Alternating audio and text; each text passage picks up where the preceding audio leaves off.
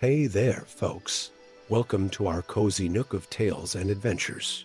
Today, like every episode, we're unlocking the doors of imagination to explore new worlds, meet fascinating characters, and experience unique emotions.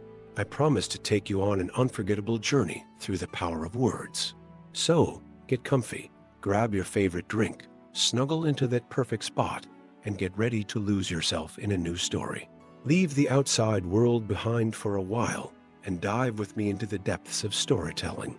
If you enjoy our content and want to support the channel, consider hitting that subscribe button and giving the video a thumbs up. Now, without further ado, let's dive into today's story. Deep within the heart of the misty mountains, where ancient halls of stone slumbered in forgotten glory, a rumble stirred the very foundations of the earth. The legendary realm of Khazad-dûm, once the crown jewel of dwarven civilization, now known to many as the dreaded Moria, had awakened. But it was not the rhythmic hammering of dwarven smiths or the merry songs of their feasts that echoed through the cavernous depths. No, this awakening bore a far more sinister tone. In the grand city of Minas Tirith, Captain Ethel of the Gondorian Guard stood before the steward, her silver armor gleaming in the torchlight of the throne room. Her piercing green eyes, framed by a mane of fiery red hair, reflected both determination and concern as she received her orders. "Captain," the steward's voice resonated with gravity. "Dark tidings have reached us from the depths of Moria. Not only has the Balrog of Morgoth stirred from its slumber, but an ancient curse has awakened an army of petrified dwarven warriors. You are to lead a small team of our finest into the mountain and uncover the truth of these events." Ethel's hand instinctively tightened on the hilt of her sword, Dawnbringer. The blade, forged in the fires of Mount Doom during the last alliance of elves and men, hummed softly at her touch, as if eager for the challenges ahead. "My lord," she replied, her voice steady despite the weight of the task before her. "We shall not fail Gondor, nor the free peoples of Middle-earth." As the first light of dawn kissed the white stones of Minas Tirith, Ethel and her hand-picked team of 5 set out on their perilous journey. Their journey took them through the once fair lands of Hullen, now a desolate expanse where the whispers of long-gone elven songs seemed to linger in the air. As they approached the foothills of the misty mountains, storm clouds gathered ominously overhead, as if nature itself sought to bar their path. At last, they stood before the gates of Moria, great doors of stone etched with ancient runes that glowed faintly in the gathering gloom. The fate of Moria and perhaps all of Middle-earth hung in the balance. And so, with hearts full of hope and dread in equal measure, Thorin Stoneheart and his unlikely band of heroes set their faces towards home, ready to write the final chapter in an age-old struggle between light and shadow, fire and stone. Edric stepped forward, his fingers tracing the silvery lines as he muttered incantations under his breath. With a groan that seemed to shake the very mountain, the doors slowly swung open, revealing a yawning darkness beyond. Ethel raised her hand, signaling a halt. "Remember," she said, her voice low but clear, "we are here to investigate and report back. Engage only if necessary." The dangers we face are beyond any we have encountered before. As they ventured into the oppressive darkness of Moria, their torches casting flickering shadows on walls that had not seen light in an age, an eerie silence enveloped them. The expected sounds of battle or chaos were conspicuously absent. Instead, there was only the soft echo of their footsteps and the occasional drip of water from unseen heights. They had not gone far when Berthar, who led the group, suddenly raised his fist, signaling them to stop. Ahead, barely visible in the gloom, stood a figure. As they approached cautiously, their light revealed a dwarf warrior, frozen in a posture of battle, his axe raised high. But this was no statue carved by skilled hands. The detail was too perfect, the expression of fierce determination too real. Waiting, as if in response to her words, a tremor ran through the stone figure. Cracks appeared on its surface, spreading rapidly. The group stepped back, weapons at the ready, as chunks of stone fell away to reveal living flesh beneath. With a gasp that echoed through the hall, the dwarf warrior sprang to life, his eyes wild and confused. Who are you?" he demanded, his voice hoarse from centuries of disuse. Where is King Durin? Soon, they were surrounded by dozens of bewildered dwarven warriors, all grappling with the realization that centuries had passed in what felt to them like mere moments. Ethel's mind raced, piecing together the fragments of this ancient puzzle. The curse that petrified you, she mused, it must be linked to the Balrogs' awakening. But why now? What has changed? A deep rumble shook the cavern, causing loose stones to rain down from above. By Durin's beard, whispered Farron, it's true. The petrified army, Idril stepped forward, her pale hand hovering over the stone figure. Her eyes closed in concentration, and a soft blue light emanated from her palm. There is powerful magic at work here, she murmured, ancient and complex. These warriors are not dead, but neither are they truly alive. They are. The last I remember, we were locked in battle with the Balrog, a demon of the ancient world, King Durin. He used an artifact of great power, the heart of the mountain, to cast a spell. He said it would save us, give us a chance to fight again when the need was greatest. As Thorin spoke, more stone figures around them began to crack and come to life. Story 2.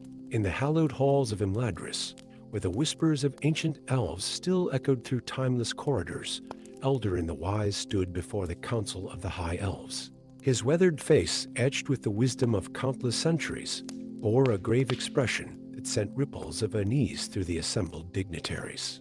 The shadows stir in caused DM, Eldarin intoned, his voice resonating with the weight of prophecy. But then, a memory surfaced Eldarin's words of caution, spoken with the wisdom of ages. With a supreme effort of will, Arryn wrenched his mind free from the staff's influence. As his vision cleared, he became aware of a presence in the chamber, a figure wreathed in shadow and flame, its eyes burning with an ancient malevolence. The Balrog of Morgoth, Durin's Bane, had awakened. The awakened dwarves moved with purpose, their stone-hardened resolve a testament to their unwavering loyalty. Yet with each step, the oppressive weight of the mountain seemed to grow, as did the sense of an ancient evil stirring in the depths. They thought they were containing a great evil, but in their arrogance, they created a ticking doom that would outlast their own civilization. She turned to Thorin, her eyes shimmering with unshed tears. I am the last of my line, Prince Thorin. The knowledge of those ancient spells has been passed down through generations, a secret shame we dare not speak of. But now, with the Balrog stirring, I can no longer remain silent. They passed through grand halls with ceilings so high their torchlight couldn't reach them, across narrow bridges spanning bottomless chasms, and through corridors where the very walls seemed to whisper secrets of ages past. All the while, Thorin recounted tales of Khazad-dûm's glory days, his eyes shining with pride and sorrow in equal measure. As they approached the heart of the ancient dwarven city, a new sound reached their ears, the clash of steel on steel, punctuated by guttural war cries.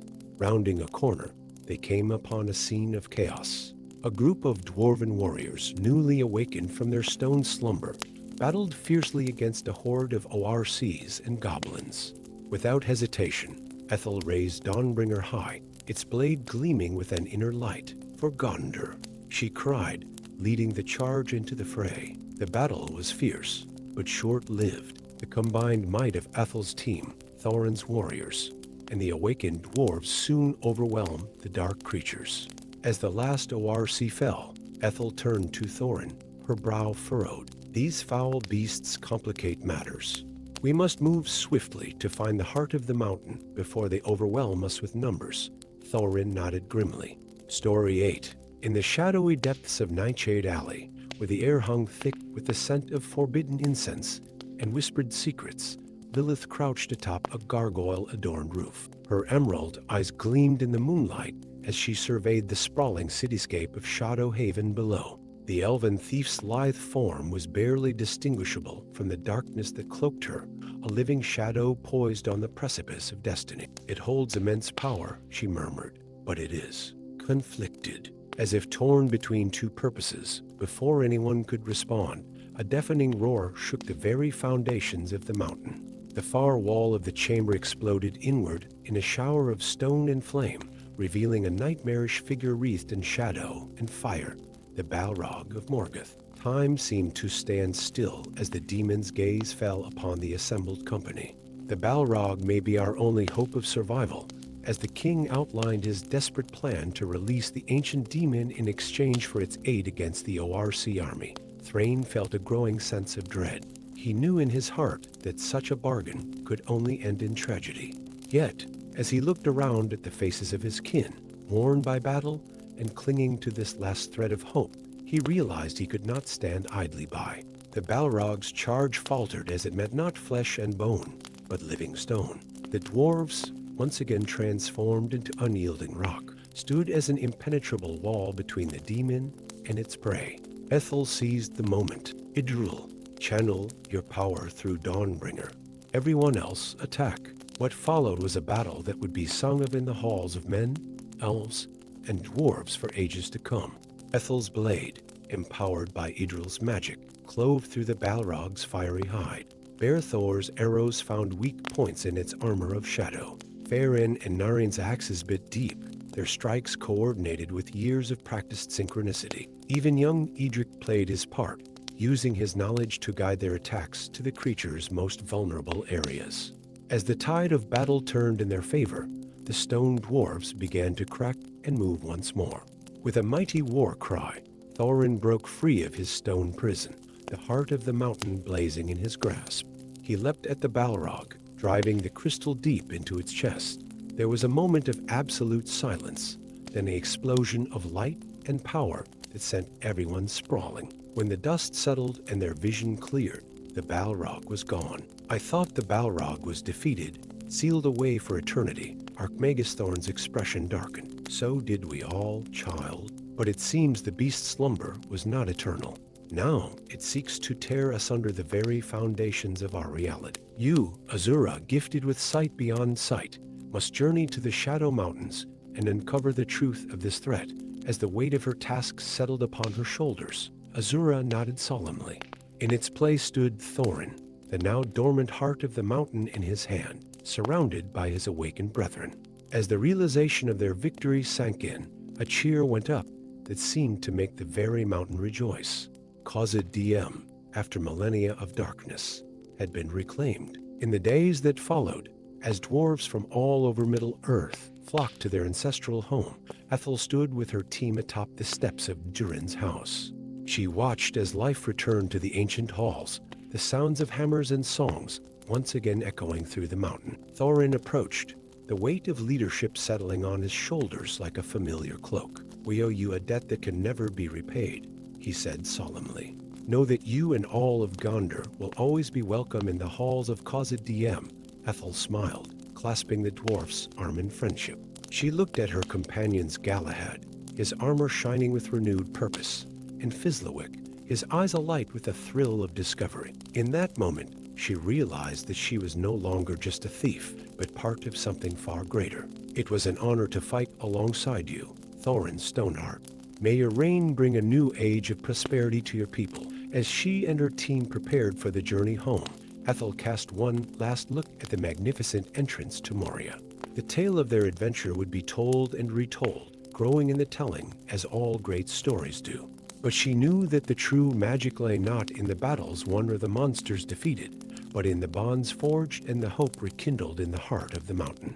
And so, with the dawn of a new day breaking over the misty mountain, Captain Ethel led her company back towards Minas Tirith, carrying with them the promise of renewed alliances, and the knowledge that even in the darkest of places, light could be found if one had the courage to seek it.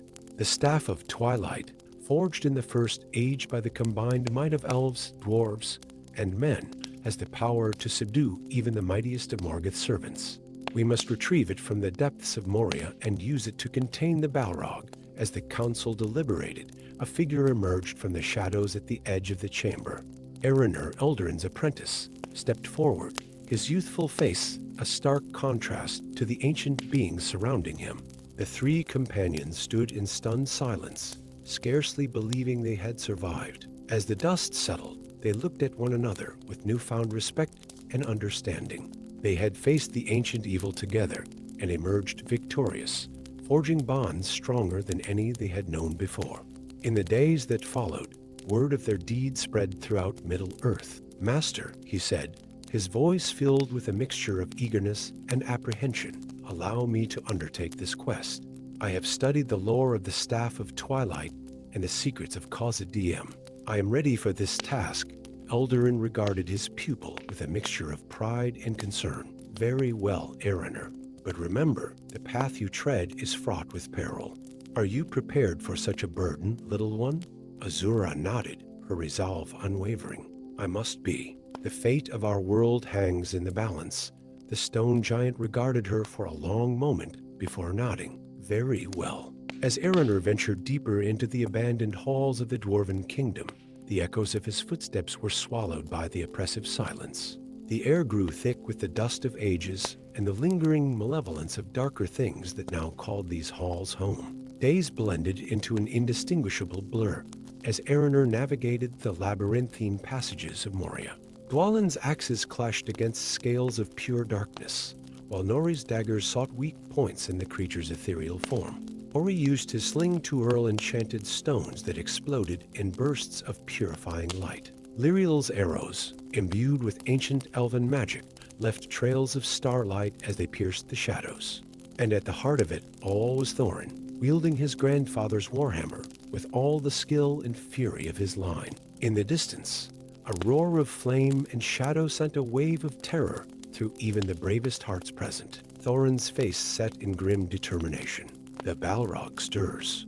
Whatever magic bound us is weakening. We must act quickly, or all will be lost." Ethel nodded, her tactical mind already formulating plan. "We need to find this heart of the mountain. It may be the key to everything. Thorin, will you and your warriors join us?" Ereiner raised the Staff of Twilight, its power thrumming through his arms. "Back to the shadow," he cried, his voice ringing with the authority that surprised even himself. The staff pulsed with light, driving the Balrog back a step, but the demon was not so easily cowed. With a roar that shook the very foundations of the mountain, it lashed out with its whip of flame. Ereiner barely managed to deflect the attack with a hastily erected magical barrier, the force of the blow sending him stumbling backward. What followed was a battle that would be sung of in the halls of elves and men for ages to come. Ereiner, empowered by the Staff of Twilight, unleashed spells of binding and banishment against the Balrog. The demon responded with fury incarnate, its every attack threatening to overwhelm the young wizard's defenses. As the battle raged, the very fabric of Moria seemed to warp and twist around them. Pillars of stone crumbled, chasms opened in the floor, and the air itself became charged with conflicting magics. Ereiner found himself not just fighting the Balrog, but struggling against the temptation of the staff's power. With each spell he cast, the whispers grew louder, urging him to unleash its full might and claim dominion over all of Middle-earth. In a moment of weakness, Ereiner faltered, and the Balrog's whip found its mark. Searing pain lanced through his body as he was flung across the chamber, the Staff of Twilight clattering from his grasp. As he lay there, battered and on the brink of despair, a voice cut through the chaos, not the seductive whispers of the staff, but the clear, wise tones of his master. "Remember, Ereiner," Eldarin's voice echoed in his mind. "True power lies not in domination, but in understanding and compassion." With those words ringing in his ears, Ereiner struggled to his feet. He looked at the Balrog with new eyes, seeing not just a demon to be vanquished, but a being twisted by millennia of darkness and isolation. In that moment of clarity, he understood what he must do. Retrieving the Staff of Twilight, Ereiner raised it high, but instead of unleashing its power against the Balrog, he began to weave a spell of unveiling and healing. The staff's light changed, becoming softer, more radiant. It enveloped the Balrog, stripping away layers of corruption and hatred built up over countless ages. The demon roared in confusion and pain, thrashing against the light that threatened to undo its very essence. But Ereiner stood firm, pouring not just the staff's power, but his own compassion and understanding into the spell. Slowly, imperceptibly at first, the Balrog began to change. Its form shifted, the flames dimming, the shadows receding. As Ereiner watched in awe, the demon's visage melted away, revealing a being of light and beauty, a Maya, one of the divine servants of the Veiler, corrupted long ago by Morgoth's influence. The transformed being gazed at Erenor with eyes that held the wisdom of ages and the sorrow of long corruption. "You have done what I thought impossible," it spoke, its voice like the music of creation itself. "You have freed me from the darkness that has bound me for millennia. How can this be?" Erenor, exhausted but filled with a sense of wonder, replied, "By choosing understanding over domination, compassion over power. The Staff of Twilight was not meant to destroy, but to illuminate and heal." The Maya nodded, a smile of profound gratitude gracing its radiant features. "You have shown wisdom beyond your years, young one. Know that your deed this day has shifted the very balance of Middle-earth. The darkness that has long festered in Khazad-dûm will now recede." As if in response to these words, a change came over the halls of Moria.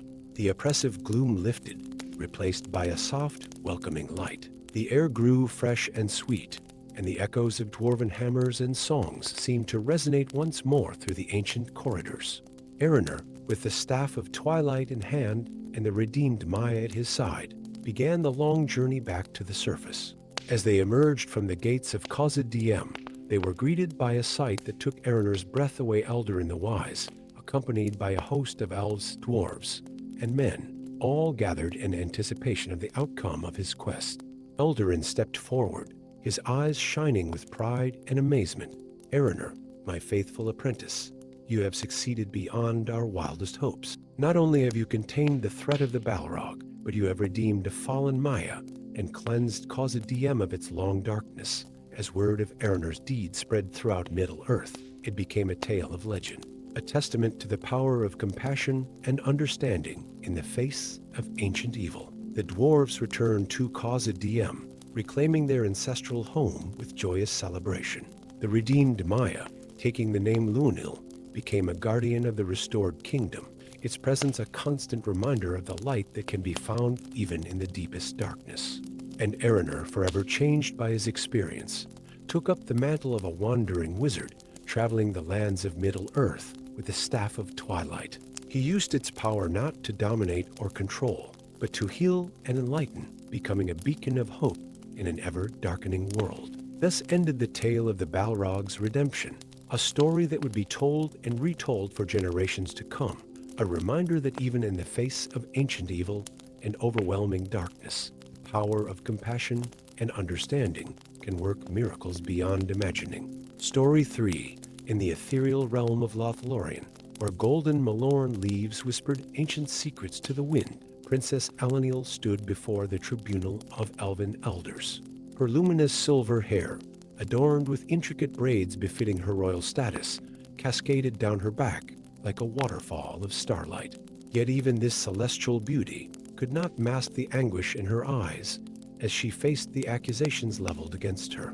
"Elendil, daughter of Celeborn and Galadriel," intoned Lord Elrond, his voice carrying the weight of ages, "you stand accused of conspiring with the dark forces that threaten our lands. How do you plead?" Elendil's voice, though trembling, rang clear through the glade. "I am innocent, my lords. I have ever been faithful to our people and our ways." But the evidence, fabricated though it was, seemed irrefutable. With heavy hearts, the Elven Council pronounced their verdict: exile. Stripped of her titles and bearings, Elendil was cast out of the only home she had ever known, her feet set upon a path that would lead her into the heart of darkness and destiny. As she wandered the wilds of Middle-earth, Elendil's journey took her ever closer to the looming shadows of the Misty Mountains. The once pristine lands of Eregion, now a desolate expanse, whispered tales of ancient glories long faded. It was here, in the shadow of the mountains, that fate intervened. A group of dwarven miners, led by the gruff but kind-hearted Thorin Stonehammer, discovered the exiled princess huddled in a cave, her otherworldly beauty dimmed by exhaustion and despair. Despite the age-old mistrust between their races, Thorin's heart was moved by compassion. "Come, lass," he said, extending a calloused hand. "No one should face the wilds alone, elf or not." Elendil, her pride tempered by necessity, accepted the offered help. Little did she know that this act of kindness would plunge her into an adventure beyond her wildest imaginings. The dwarves led her to their hidden sanctuary deep within the misty mountains, a secret enclave where a small community of Durin's folk had established themselves after fleeing the horrors of Moria. As they descended into the torch-lit caverns, Eleniel marveled at the intricate stone carvings and the warmth that permeated the underground halls, so different from the cold beauty of her former home. Days turned to weeks as Eleniel found herself embraced by the dwarven community. She learned their customs, their crafts, and their deep love for the mountains that sheltered them. In turn, she shared her knowledge of healing and elven lore, bridging a gap between their peoples that had existed for millennia. But beneath the camaraderie and newfound peace, a dark secret festered. One night, as Eleniel wandered the lower halls unable to sleep, she overheard a heated discussion between Thorin and the elders of the community. "We cannot keep it contained much longer," Thorin's voice echoed off the stone walls. "The Balrog stirs, and our wards grow weaker by the day." Eleniel's blood ran cold. The Balrog, a demon of the ancient world, was thought to be nothing more than a legend used to frighten dwarflings. Yet here were these stalwart warriors, terror evident in their voices as they spoke of its awakening. As she listened, the full gravity of the situation became clear. In their desperate search for Mithril, the dwarves had delved too deep, inadvertently awakening the slumbering Balrog. Now they found themselves caught between the demon's fury and the outside world, guardians of a terrible secret that threatened all of Middle-earth. Torn between her growing loyalty to her dwarven saviors and her duty to the wider world, Eleniel wrestled with an impossible choice. To reveal the Balrog's existence would mean betraying those who had shown her kindness in her darkest hour. Yet to remain silent could doom countless innocents to a fiery fate. As she grappled with her decision, a new complication arose. A hooded figure arrived at the dwarven enclave, claiming to be a messenger from Eleniel's past. The stranger revealed himself to be Erahael, once Eleniel's closest confidant and secret, the architect of her downfall. "My princess," Erahael said, his silver tongue dripping with false contrition, "I have come to make amends. Your exile was a grave injustice, one I helped orchestrate out of jealousy and ambition. But now, I offer you a chance at redemption and reclamation of your rightful place." Eleniel's heart raced, a maelstrom of emotions threatening to overwhelm her. The prospect of clearing her name and returning to her people was tempting beyond measure. Yet suspicion gnawed at her. Why now? And what price would this redemption demand? Erahael's offer was both simple and terrible. In exchange for testimony that would exonerate Eleniel, she was to use her influence with the dwarves to gain access to the deepest parts of the mountain. There, she would recover an ancient artifact of immense power, one that Erahael claimed could be used to safeguard the elven realms against the growing darkness. As Eleniel weighed her options, the very foundations of the mountain began to tremble. The Balrog, sensing the presence of powerful beings, had begun to stir in earnest. The dwarven wards, maintained for generations, were failing. In that moment of crisis, Eleniel's path became clear. She turned to Erahael, her eyes flashing with a resolve born of newfound wisdom and strength. "I will not betray those who showed me kindness for the promise of a false redemption," she declared. "My place is here, standing against the darkness alongside those who have become my true kin." Enraged by her refusal, Erahael revealed his true colors. With a snarl of fury, he cast aside his cloak, revealing dark armor emblazoned with the emblem of Morgoth. "Then you shall perish with these stunted fools," he spat, drawing a blade that pulsed with malevolent energy. As Erahael's betrayal unfolded, the Balrog's roar shook the very heart of the mountain. Chaos erupted as dwarven warriors rushed to defend their home on two fronts against both the awakened demon and the dark elf who had breached their defenses. In the midst of the mayhem, Eleniel found herself fighting alongside Thorin and his kin. Her elven grace combined with dwarven resilience as they battled Erahael's dark sorcery. The clash of steel on steel mingled with the crackle of arcane energies, creating a symphony of battle that echoed through the caverns. As they fought, Eleniel's mind raced, searching for a solution that could save them all. Then, in a moment of clarity, She remembered an ancient elven song, a hymn of binding and banishment that was said to have the power to subdue even the mightiest of foes. With a voice that rang clear above the din of battle, Elendil began to sing. The melody, hauntingly beautiful and terrible in its power, seemed to resonate with the very stones of the mountain. As the song grew in strength, a shimmering barrier of light began to form, spreading outward from where she stood. Arahale, recognizing the threat, lunged towards her with his dark blade raised high. But Thorin, loyal to the last, intercepted the blow. As dwarf and dark elf grappled, Elendil's song reached its crescendo. The barrier of light expanded rapidly, enveloping friend and foe alike. Arahale screamed in agony as the purifying energy seared his corrupted form. The Balrog, drawn by the song's power, found itself trapped within a prison of light, its flames dimming against the radiance of elven magic. As the echoes of the song faded, silence fell over the caverns. Arahale lay defeated, his dark plans thwarted. The Balrog, though not destroyed, was bound once more, sealed behind a barrier that would hold for ages to come. In the aftermath of the battle, as dwarves and elves alike looked upon Elendil with awe and gratitude, she realized that she had found something far more precious than redemption in the eyes of her former people. She had found a new home, a new purpose, and a bridge between two races long divided. The tale of Elendil, the exiled princess who became the savior of Durin's folk, spread far and wide. It became a legend whispered around dwarven hearths and sung in elven halls, a testament to the power of compassion, the strength found in unlikely friendships, and the light that can emerge from even the darkest of exiles. And so, in the heart of the misty mountain, a new chapter began. Elves and dwarves worked together to rebuild and strengthen their hidden realm, with Elendil serving as a living bridge between the two peoples. The Balrog slumbered once more, bound by song and sacrifice, a reminder of the vigilance required to keep darkness at bay. As for Elendil, she had found her true calling.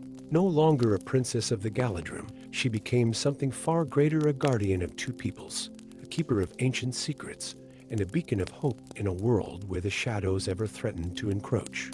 Her exile had led her not to disgrace, but to a destiny greater than any she could have imagined in the golden boughs of Lothlorien. Story 4. In the shadowy depths of Moria, where ancient stone whispered secrets of a forgotten age, young Thorin Ironheart stood before the towering doors of the Hall of Records. His hands, calloused from years of apprenticeship in the forges, trembled as he traced the intricate runes etched into the unyielding stone. With a deep breath, he pushed, and the massive door swung open with a groan that echoed through the cavernous halls. The air inside was thick with dust and the weight of millennia. Thorin's eyes, keen even in the dim light of his lantern, scanned the rows upon rows of tomes and scrolls. He had come seeking answers, driven by a recurring dream that had plagued him for weeks, vision of fire and shadow rising from the depths of Khazad-dûm. As he delved deeper into the archives, a particular scroll caught his eye. Its case was adorned with the symbol of Durin, the Deathless, the legendary founder of Moria. With reverence, Thorin unrolled the ancient parchment, its surface crackling beneath his touch. The words that greeted him sent a chill down his spine. When the heart of the mountain beats anew, and shadows stir in depths long still, the Bane of Durin shall rise once more.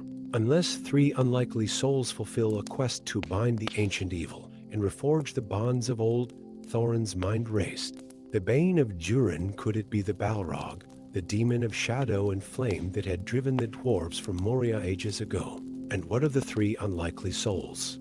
As he pondered these questions, a commotion outside the hall drew his attention. Hurrying back to the main cavern, Thorin found a group of dwarven miners gathered around a freshly excavated tunnel.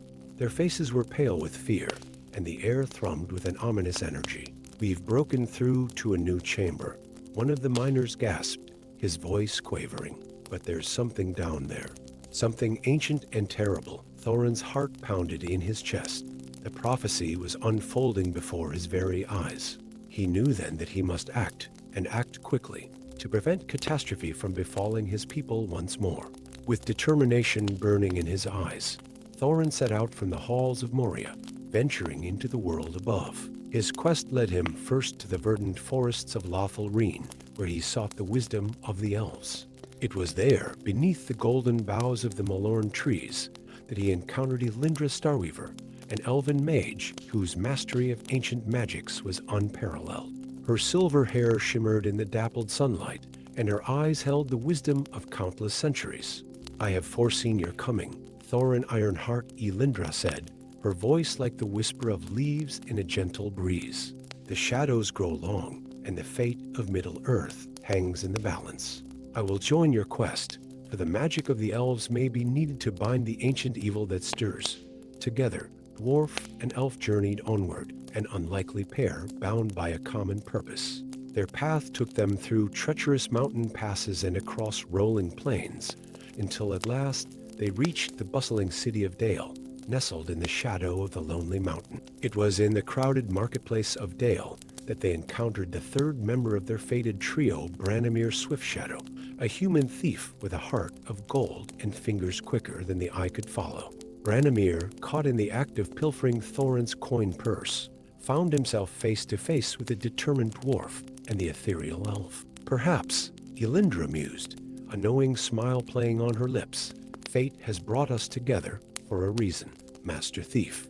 Your skills may prove invaluable in the trials that lie ahead." Branimir, intrigued by the promise of adventure and the chance to be part of something greater than himself, agreed to join their quest. And so, the unlikely trio dwarf, elf, and human set out for Moria, each bringing their unique skills and perspectives to the challenges that awaited them. As they journeyed, Thorin shared the prophecy and the dire situation unfolding in the depths of Khazad-dûm. Elindra's brow furrowed as she considered the implications, while Branimir's eyes sparkled with a mixture of fear and excitement. Their arrival at the gates of Moria was met with a sight that chilled them to the bone. The once grand entrance was now shrouded in an unnatural darkness, and the air crackled with malevolent energy. The prophecy's words echoed in Thorin's mind as they cautiously entered the ancient halls. The journey through Moria was a harrowing one. They navigated treacherous chasms, solved ancient dwarven puzzles, and battled creatures twisted by the growing darkness. At every turn, they felt the watchful presence of something ancient and terrible stirring in the depths. As they delved deeper, Thorin's knowledge of dwarven lore proved invaluable, guiding them through forgotten passages and hidden chambers. Elindra's magic illuminated their path and protected them from the worst of the Shadow's influence. Branimir's quick wit and quicker hands helped them overcome traps and obstacles that would have spelled doom for less agile adventurers. But it was not just external challenges they faced. As they drew closer to the heart of Moria, each of them grappled with their own inner demons. Thorin felt the weight of his people's history and the responsibility of preventing another catastrophe. Elindra struggled with ancient prejudices between elves and dwarves, learning to see beyond centuries of mistrust. Branimir confronted his own selfish nature, discovering a capacity for selflessness he never knew he possessed. At last, they reached the bridge of Khazad-dûm, a narrow stone span stretching across a seemingly bottomless abyss. It was here that they faced their greatest challenge. The Balrog, awakened by their presence, rose from the depths like a living nightmare. Its body was wreathed in shadow and flame, and its roar shook the very foundations of the mountain. The trio stood their ground, though fear threatened to overwhelm. Thorin, drawing upon the courage of his ancestors, raised his war hammer high. "For Durin and all the free peoples of Middle-earth," he cried, his voice ringing with defiance. Elindra began to chant, her melodious voice weaving a spell of binding and banishment. The air around them shimmered with elven magic, creating a barrier against the Balrog's fiery onslaught. Branimir, realizing that brute force alone would not win the day, scanned the chamber for any advantage they could use. His keen eyes spotted an ancient dwarven mechanism near the bridge's edge, a lever that, if activated, might seal the chasm and trap the Balrog in the depths. As Thorin and Elindra held the demon at bay, Branimir sprinted toward the mechanism. The Balrog, sensing the threat, lashed out with its whip of flame. Branimir dodged and weaved, the heat searing his clothes and singeing his hair. With a desperate lunge, he reached the lever and pulled with all his might. The bridge began to crumble, and the chasm widened. The Balrog, caught off guard, lost its footing. As it fell, Elindra's spell took hold, binding the demon and dragging it back into the abyss from whence it came. With a thunderous crash, the bridge collapsed entirely, sealing the Balrog in its prison of stone and shadow. The Balrog of Morgoth, Durin's Bane, has awakened from its long slumber. We must act swiftly, lest darkness consume all of Middle-earth. A murmur of concern swept through the council chamber, but it was quickly silenced as Eldarin raised his gnarled hand, the rings of power adorning his fingers glinting in the ethereal light. There is hope yet, he continued, his eyes gleaming with a mixture of determination and trepidation. Dwarves returned to Moria, reclaiming their ancestral home with songs of praise for Thorin Ironheart and his unlikely companions. Elves and humans alike marveled at the tale of cooperation and bravery that had saved them all from shadow and flame. Thorin, Elindra, and Branimir went their separate ways, but the friendship they had forged in the depths of Moria endured. They had become living proof that when different races and cultures came together, even the most ancient and terrible of evils could be overcome. And so, the prophecy was fulfilled. The Bane of Durin was bound once more, and the heart of the mountain beat anew with the life and laughter of dwarves returning home. The unlikely trio had not only saved Moria, but had also sown the seeds of greater understanding between the free peoples of Middle-earth. As for the ancient scroll that had started it all, Thorin ensured it was given a place of honor in the restored Hall of Records. It stood as a testament to the power of prophecy and the strength found in unlikely alliances, a reminder to future generations that in the darkest of times, hope could be found in the most unexpected of places. Story 5. Deep within the cavernous halls of Moria, where shadows danced on ancient stone and the air hung heavy with the weight of forgotten history, young Prince Thorin Stoneheart stood before the crumbling statue of his ancestor, Durin the Deathless. The flickering torchlight cast an eerie glow upon the prince's face, his eyes reflecting a mix of reverence and determination as he traced the worn runes etched into the base of the monument. "I swear by your name, great-grandfather," Thorin whispered, his voice barely audible above the distant echoes of dripping water, "I will not let our kingdom fall to ruin."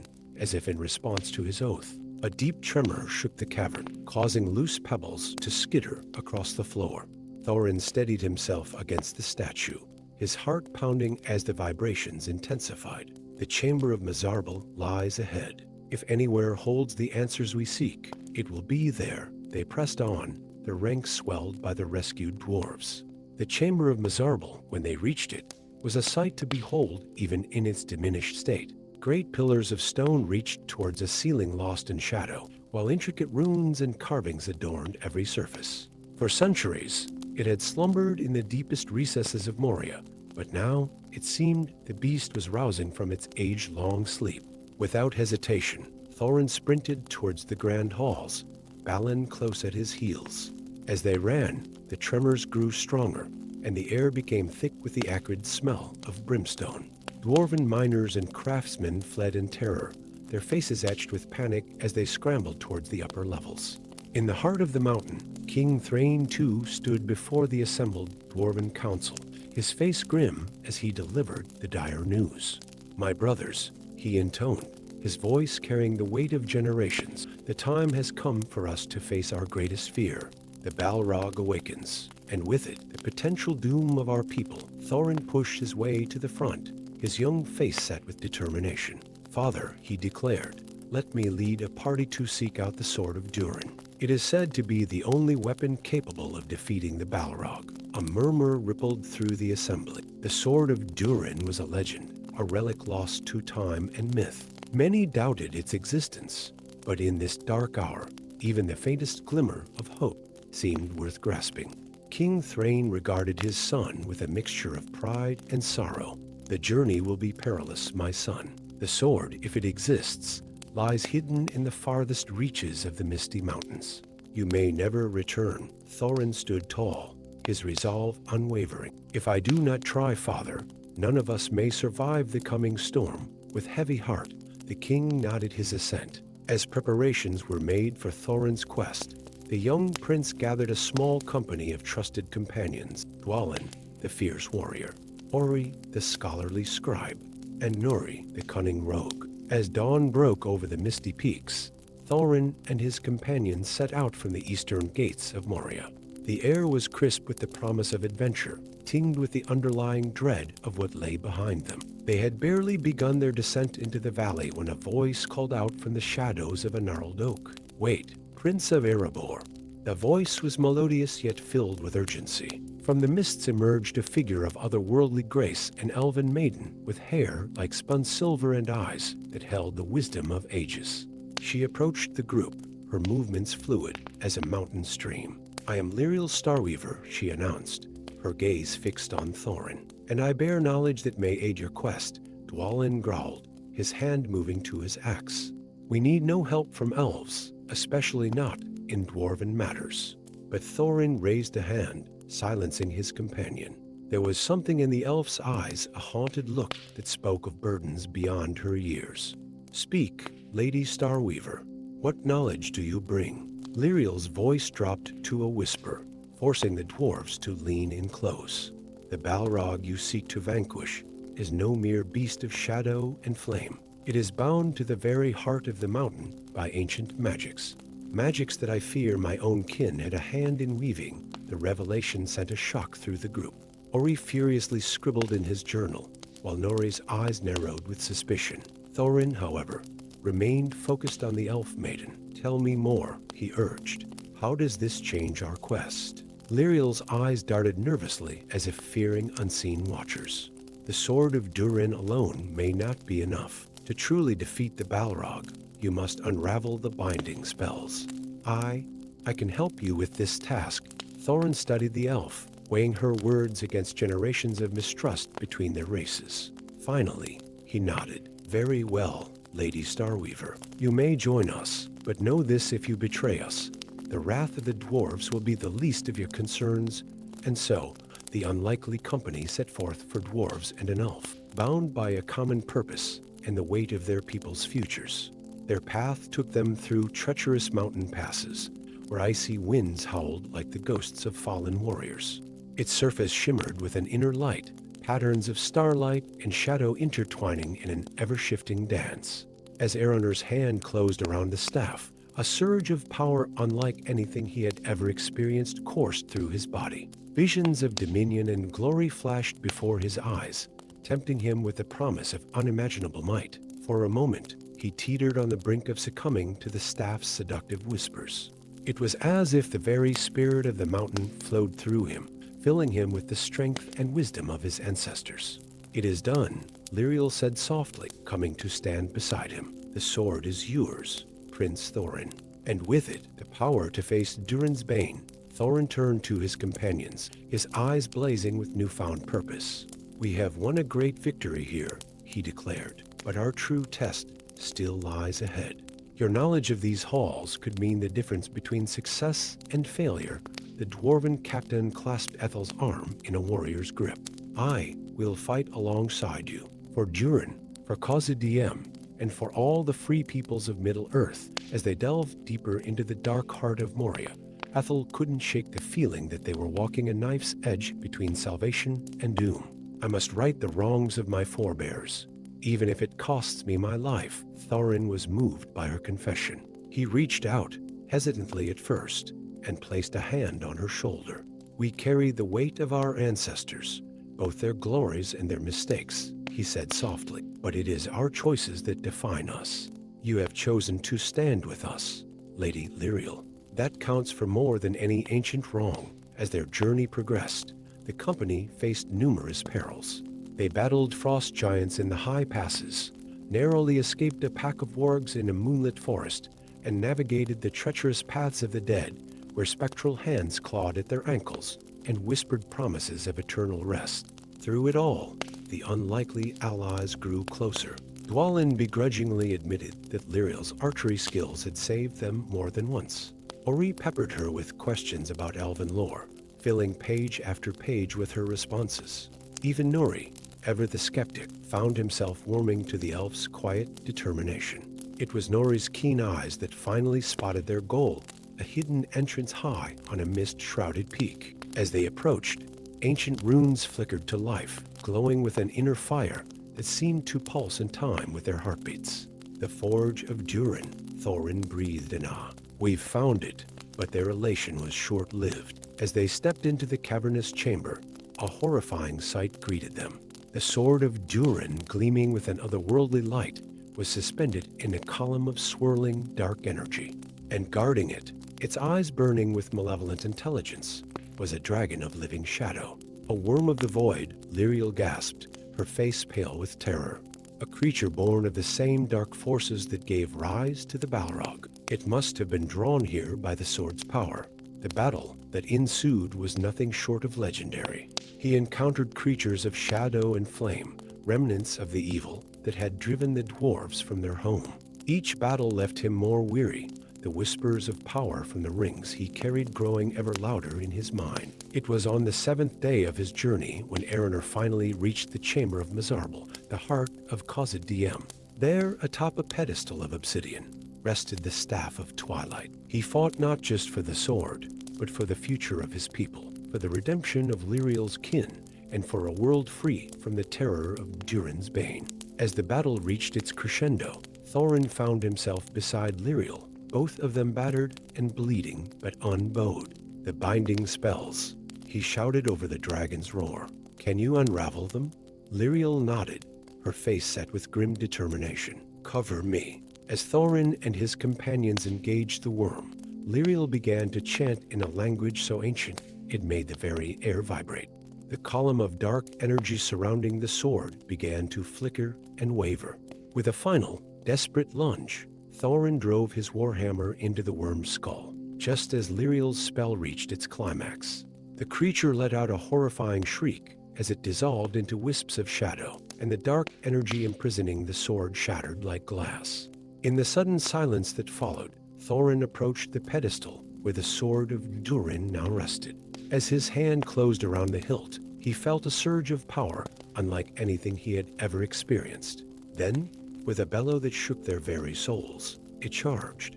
Ethel's voice cut through the terror that threatened to paralyze them all. Thorin, the heart, use it now. The dwarven captain hesitated for only a moment before grasping the crystal. As his hand closed around it, a blinding light erupted from within, enveloping him and spreading to encompass all the dwarven warriors. Let us return to Moria and face the evil that threatens our home. As they began their journey back, each member of the company felt the weight of destiny upon their shoulders. They had retrieved the sword of Durin and unraveled ancient magics, but the greatest challenge still awaited them in the depths of Moria. The Balrog, Durin's Bane, would soon face the combined might of dwarven courage, elven wisdom, and a legendary blade forged in the dawn of time. Among them were Berthar, a seasoned ranger with eyes like a hawk and a bow that never missed its mark. Idril, an elven sorceress whose gentle demeanor belied her mastery of ancient magics. The twins Farin and Narin, dwarven brothers whose axes had tasted ORC blood in many a battle. And Edric, a young scholar whose knowledge of lore and languages would prove invaluable in deciphering the secrets of Moria. Story 6. In the heart of the celestial citadel, where spires of crystalline magic pierced the clouds and ancient wisdom echoed through hallowed halls, young Azura stood before the council of mages. Her sapphire robes shimmered with arcane energy, a stark contrast to the somber faces of the elder wizards who surrounded her. Archmagus Thorn, his beard as white as the snow-capped peaks of the distant Shadow Mountain, leaned forward, his eyes filled with a mixture of concern and hope. Azura, he intoned, his voice carrying the weight of centuries. Dark tidings have reached our ears. The very fabric of reality trembles, and at its epicenter lies a power we long thought dormant.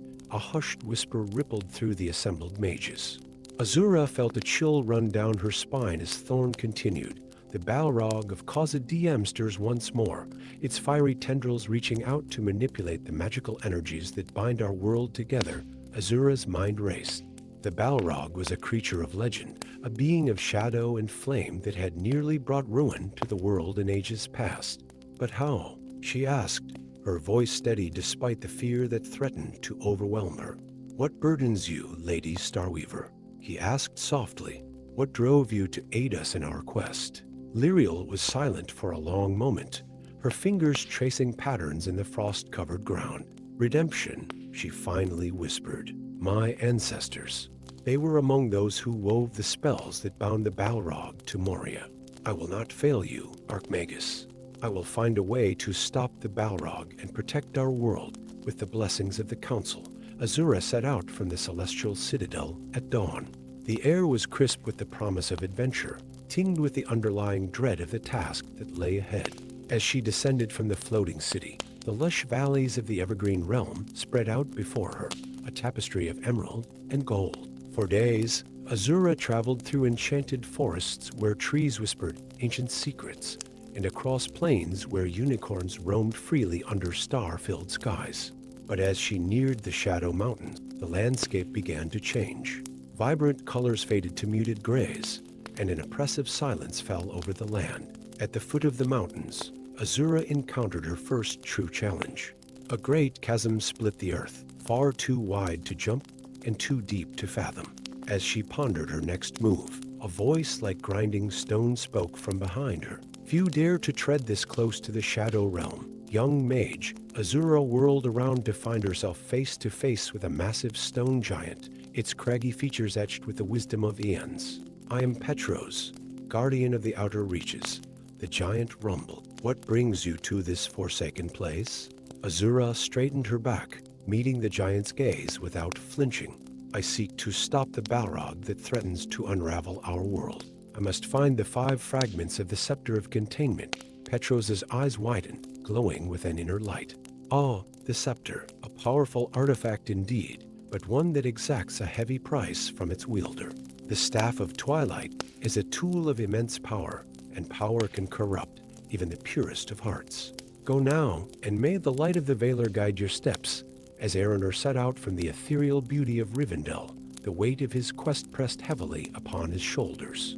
The journey to the gates of Moria was arduous, taking him through treacherous mountain passes and dark forests where ancient trees whispered secrets best left unheard. I shall grant you passage, but heed my warning. The path ahead is treacherous, and not all is as it seems in the Shadow Realm. With a thunderous groan, Petros stretched out his massive arm, creating a bridge of living stone across the chasm. Azura thanked him and pressed on, the giant's warning echoing in her mind. As she delved deeper into the Shadow Mountain, Azura faced trials that tested both her magical prowess and her spirit. She navigated labyrinthine caves where reality itself seemed to shift and warp. She outwitted a sphinx whose riddles held the key to an ancient elven temple. And in the heart of a petrified forest, she battled a swarm of shadow wraiths that sought to drain her very life force. It was in this forest, as she recovered from the wraith attack, that Azura first encountered him, the mysterious warrior cloaked in shadows. He emerged from the mists like a specter, his armor as black as night, and his eyes glowing with an eerie amber light. You're a long way from home, little mage, the warrior said, his voice a low growl that sent shivers down Azura's spine. Azura raised her staff, magic crackling at its tip. Who are you? Are you in league with the Balrog? The warrior chuckled, a sound devoid of mirth. I am Cain, the Shadow Blade, and my allegiances are complicated. He studied her for a moment before adding, You seek the Scepter of Containment, do you not? Azura's eyes narrowed. How do you know that? I know many things. Azura of the Celestial Citadel, including the location of the next fragment you seek. Cain pointed to a jagged peak in the distance. There, in the area of the storm harpies, you'll find what you're looking for. But be warned, the harpies do not part with their treasures easily. Before Azura could question him further, Cain melted back into the shadows, leaving her with more questions than answers. True to Cain's word, Azura found the second fragment of the scepter in the harpy's nest, but only after a fierce battle that left her battered and drained. As she held the glowing shard, she felt a surge of power unlike anything she had ever experienced. With each fragment she collected, Azura's understanding of the cosmic forces at play deepened. She learned of the ancient war between the primordial beings of order and chaos, and how the Balrog was a remnant of that chaotic power, seeking to unmake the very fabric of reality. But with this knowledge came a growing unease. The power of the scepter was intoxicating, whispering promises of unlimited potential. Azura found herself wondering if she could use its power not just to contain the Balrog, but to reshape the world as she saw fit. It was these thoughts that plagued her as she approached the final temple, deep in the heart of the Shadow Mountains. The air crackled with magical energy, and the very stones seemed to pulse with an otherworldly rhythm. As Azura stepped into the central chamber, she found Kane waiting for her, the final fragment of the scepter in his hand. "Well done, little mage," he said, his voice echoing in the cavernous space. "You've proven yourself more capable than I expected." Azura raised her staff, wary of the warrior's intentions. "Give me the fragment, Kane. I need it to stop the Balrog." Kane's eyes flashed dangerously. "And what then? Will you use the scepter's power as the Council of Mages bids you? Or will you seize this opportunity to reshape the world according to your own vision?" The temptation that had been growing in Azura's heart flared to life. With the full power of the scepter, she could do more than just contain the Balrog. She could bring about an age of unprecedented peace and prosperity. At the center of the chamber stood a pedestal, and upon it rested a crystal that pulsed with an inner light. As they approached, the crystal's glow intensified, bathing the chamber in a warm, golden radiance. "The heart of the mountain," Thorin breathed, evident in his voice. "The source of our curse, and perhaps our salvation." Idril stepped forward, her eyes closed in concentration as she extended her senses toward the artifact. "Fool, you would squander such power?" He lunged forward, dark energy swirling around him. The battle that ensued shook the very foundations of the mountain. Azura's light magic clashed against Kane's shadow techniques, their powers evenly matched. But as the fight wore on, Azura realized that Kane's connection to the shadows was also his weakness. With a brilliant flash of pure, white light, Azura banished the darkness that cloaked Kane. The warrior fell to his knees.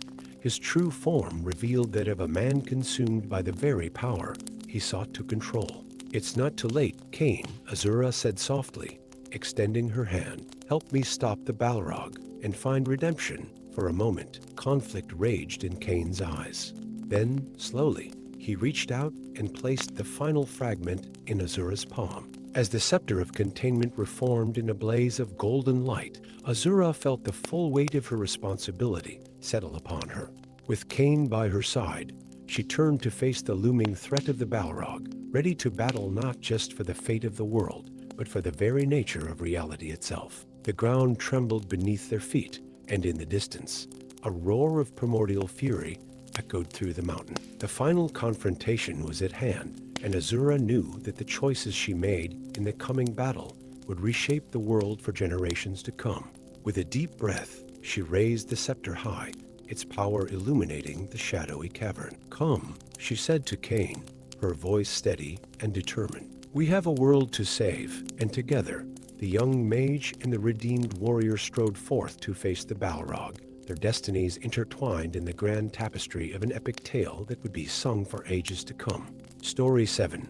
The ancient halls of Ironhold echoed with the clamor of battle and the anguished cries of a kingdom under siege. From the highest tower of the mountain fortress, Prince Thrain gazed out over the vast army of ORCs that swarmed like a dark tide against the impenetrable stone walls.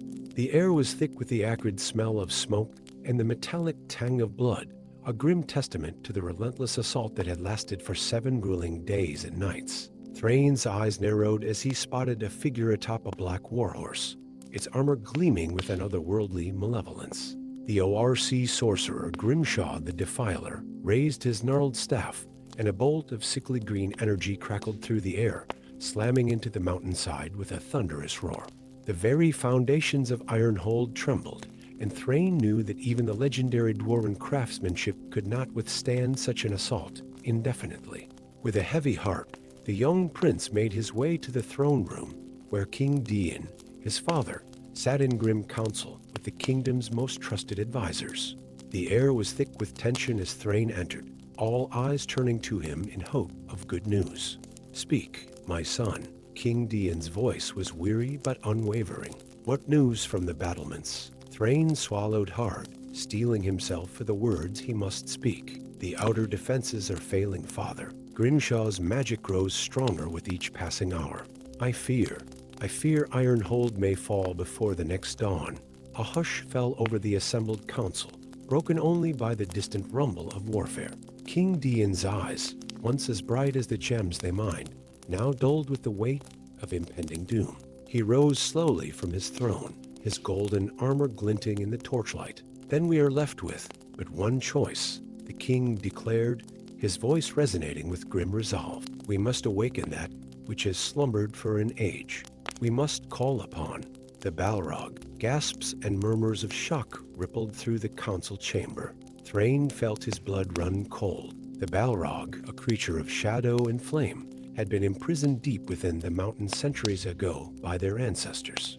Its power was legendary, matched only by the destruction it had once wrought. Father, you cannot be serious, Thrain exclaimed, stepping forward. The Balrog is a force of pure chaos. To unleash it would be to invite our own destruction. King Dian's eyes flashed with a mixture of desperation and determination.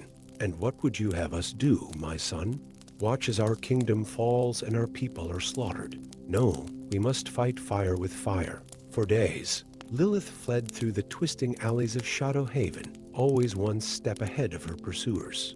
The ember of eternity burned against her skin, its power seeping into her very being. With each passing hour, more visions assailed her, glimpses of an ancient battle, of a civilization that had once defeated the Balrog at terrible cost. As she huddled in an abandoned bell tower, trying to catch her breath, Lilith realized she couldn't run forever. Under the cover of night, Thrain slipped away from the fortress, a small pack of provisions on his back and his father's words echoing in his ears. Find an alternative, my son, if you believe one exists. But return swiftly, for time is not on our side. The young prince navigated treacherous mountain paths, his dwarven eyes piercing the darkness as he sought a way through the ORC lines. Fortune smiled upon him, and he managed to slip past the besieging army undetected, descending into the mist-shrouded valleys beyond. For days, Thrain traveled through lands both wondrous and perilous. He crossed the whispering woods, where the very trees seemed to murmur ancient secrets, and forded the crystal river, its waters shimmering with an inner light that rejuvenated his weary spirit. All the while, his mind raced, searching for a solution to save his people without resorting to the cataclysmic power of the Balrog. It was on the 7th day of his journey, as he rested beneath the boughs of an ancient oak, that Thrain first heard the whispers. At first, he dismissed them as the rustling of leaves or the chittering of forest creatures. But as night fell, the whispers grew clearer, forming words in a language both familiar and alien. Seek the Forge of Erebor, last prince of Ironhold. Within its flames lies the key to your salvation. Thrain sat bolt upright, his heart pounding. The Forge of Erebor was a legend among his people, said to be the birthplace of the most powerful dwarven artifacts. But its location had been lost to time, believed by many to be nothing more than a myth. Yet now, with his kingdom on the brink of destruction and the threat of an even greater calamity looming, Thrain knew he had no choice but to follow this ethereal guidance. Setting out with renewed purpose, he journeyed deeper into the heart of the mountain range, following a path that seemed to reveal itself with each step he took. After 3 more days of grueling travel, Thrain found himself standing before a sheer cliff face, unremarkable save for a series of runes etched into the stone, so faint they were almost invisible to the naked eye. As he traced the ancient dwarven script with his fingers, the mountain itself seemed to shudder, and a hidden doorway ground opened before him. Thrain stepped into the cavernous chamber beyond, his eyes widening in awe. The legendary Forge of Erebor stretched out before him, its great bellows silent, but its heart still pulsing with an otherworldly energy. Ancient tools and half-finished creations lay scattered about, as if the master craftsman had simply stepped away for a moment, frozen in time. As he approached the central forge, Thrain felt a presence wash over him, ancient and powerful. A disembodied voice, deep as the mountains themselves, resonated through the chamber. Welcome, heir of Durin. Long have we awaited one worthy to claim the legacy of Erebor. Thrain swallowed hard, gathering his courage. I seek a way to save my people from destruction, he declared. The whispers spoke of a key to our salvation. A shimmer of energy coalesced before him, taking the form of a spectral dwarf, his beard flowing like liquid silver, and his eyes burning with the fire of creation. I am the spirit of the forge, guardian of Ereber's secrets. The key you seek is not a physical object, young prince, but knowledge. The knowledge to forge a weapon capable of defeating both ORC and demon alike. Over the next several days, Thrain worked tirelessly under the guidance of the forge spirit. He learned secrets of metallurgy and enchantment that had been lost for millennia, pouring his very essence into the creation of a weapon unlike any other. As the final day dawned, Thrain held aloft his creation, a majestic warhammer that pulsed with an inner light, its head inscribed with runes of power, and its haft wrapped in leather from a dragon's hide. The spirit of the forge nodded in approval. You have forged more than a weapon, Thrain of Ironhold. You have forged hope itself. This hammer, which you shall name Soulfire, has the power to banish darkness and kindle the flames of courage in the hearts of your kin. With it, you may yet turn the tide against your enemies. Thrain's heart soared with newfound hope, but a shadow of doubt still lingered. But what of the Balrog? Even if we defeat the ORCs, my father may still unleash it in his desperation. The spirit's eyes glimmered with ancient wisdom.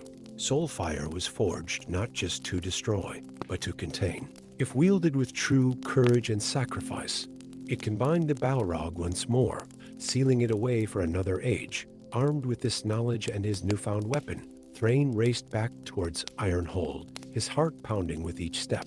He arrived to find the fortress on the brink of collapse, its walls crumbling under the relentless assault of Grimshaw's dark magic.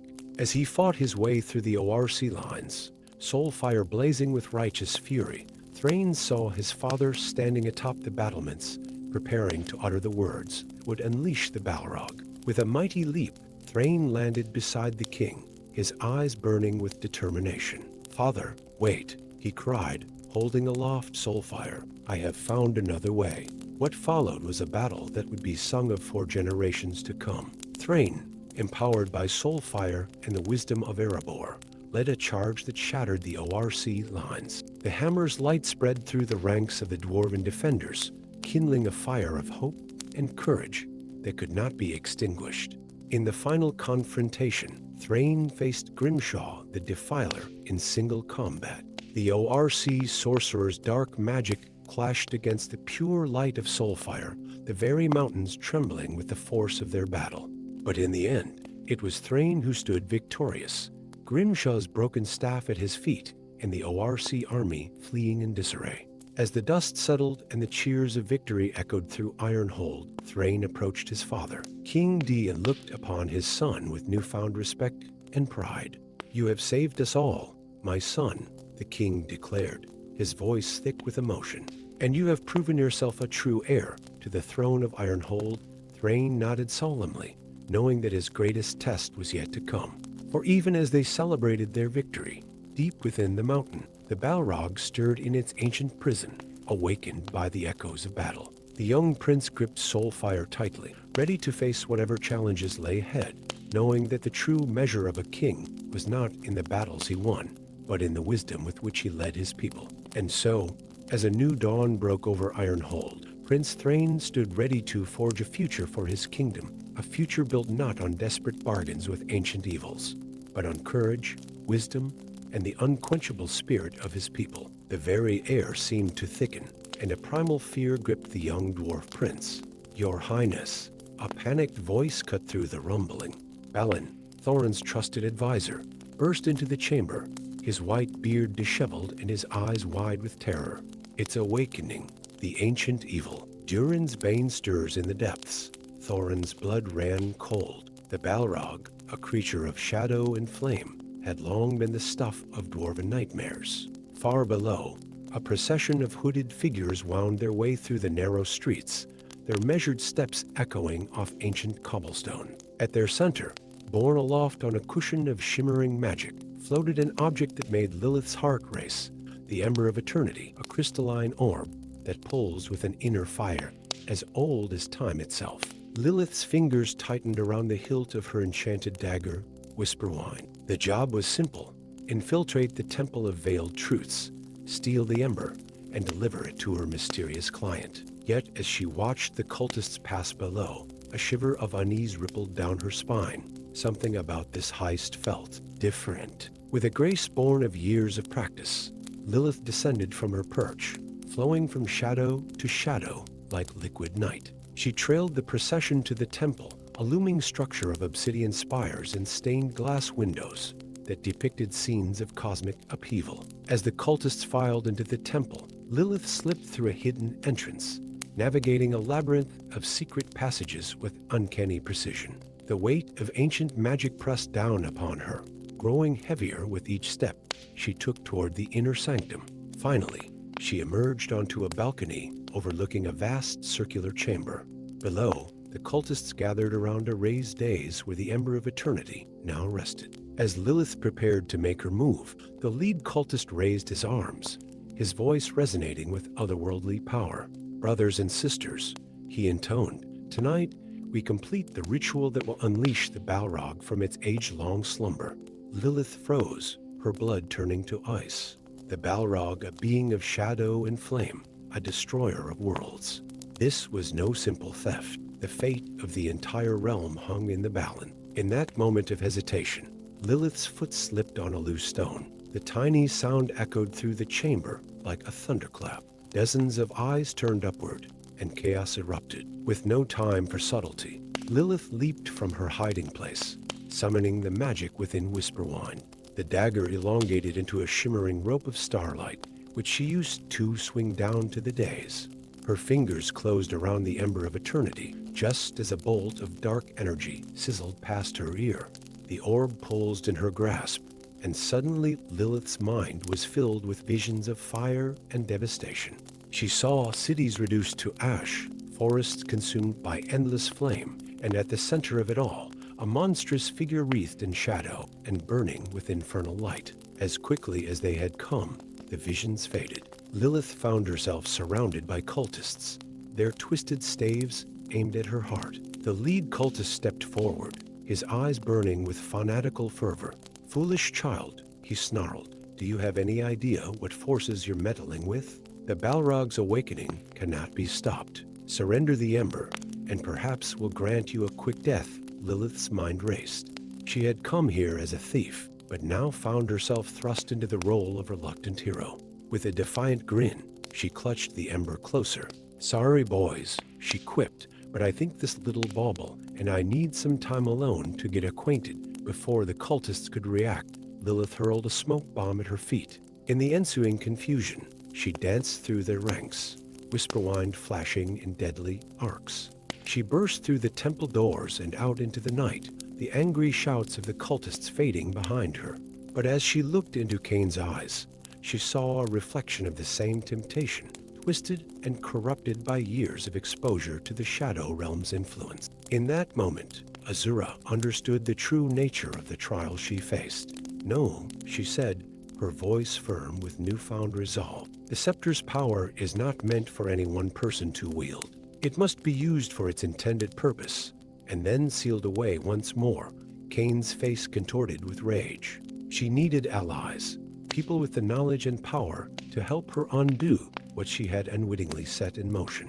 It was in the darkest hour before dawn that Lilith heard the sound of heavy footsteps approaching her hiding place. She tensed, ready for battle, only to be surprised by the appearance of a towering figure in tarnished armor.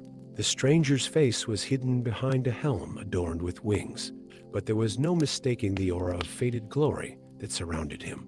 "At ease, little thief," the figure spoke, his voice a low rumble. "I am Sir Galahad, once a paladin of the Radiant Order. I've been drawn here by the stirring of an ancient evil one that I fear I played a part in awakening long ago." Lilith studied the paladin warily. "And why should I trust you?" Galahad removed his helm, revealing a face lined with age and sorrow. "Because, like you, I bear the weight of unintended consequences. The Balrog's awakening is tied to a vow I broke in my youth. Perhaps together we can find redemption." Before Lilith could respond, A new voice chimed in high-pitched and filled with nervous energy. Oh my, did someone say ancient evil? How positively thrilling. From the shadows emerged a diminutive figure with wild hair and spectacles that magnified his eyes to comical proportions. He introduced himself with a flourish. Fizlowick Cogsprocket, gnomish sage and expert in all things arcane and obscure, at your service. Lilith couldn't help but laugh at the odd trio. They made an elven thief, a fallen paladin, and an eccentric gnome. Yet as Fizlowick began to expound on the legends surrounding the Balrog and the Ember of Eternity, she realized that perhaps fate had brought them together for a reason. Over the next weeks, the unlikely companions embarked on a perilous journey.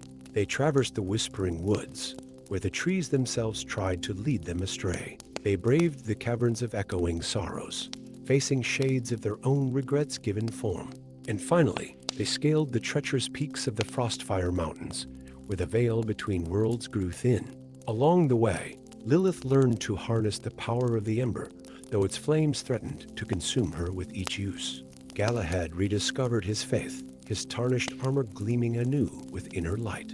And Fizlowick's knowledge proved invaluable, guiding them through ancient traps and deciphering cryptic prophecies.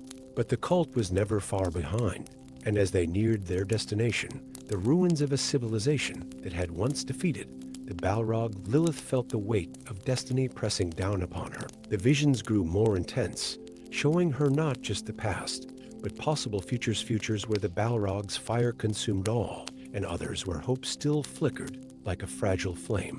On the eve of their final confrontation, as they camped beneath the swirling auroras of the Frostfire sky, Lilith found herself confiding in her companions.